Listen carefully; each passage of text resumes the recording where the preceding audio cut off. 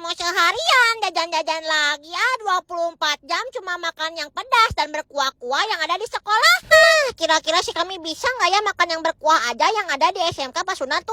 Jajanan yang berkuah pertama yaitu sih kami langsung ngedatengin si teteh tukang seblak yang harganya teh murah, bener-bener medok terus enak gini. Pokoknya mah kasih teteh ini mah mau beli 5 ribuan, mau beli ke 10 ribuan, pokoknya mah toppingnya lengkap terus banyak dikasihnya teh. Pas dimakan teh wah seblaknya bener-bener enak pisan, bener-bener ladanya teh kerasa pisan barudak. Apalagi ini si kami teh nyeblaknya teh jadi gak pakai telur gitu, jadi bumbu cikurnya teh jadi kerasa pisan gitu ya. Harapan sedikit arepek teh ada si Mamang tukang bakso ikan tapi baksonya habis, jadi si kami teh beli bakso tapi gak pakai bakso. Ya udah nggak apa-apa dipakein tahu sama siomay aja dipedesin kayak gini. Apabila kalau makannya teh ditambahin mie kemasan yang suka ada di sekolahan kayak gini, wah bener-bener jadi tambah gurih, rasanya teh bener-bener nikmat. Tekstur mie-nya teh lembut jadi diseruputnya gampang pisan, bener-bener enak banget. Ini mah ketenggorokannya juga jejer lias singa celadek iyo teh maningan pisan.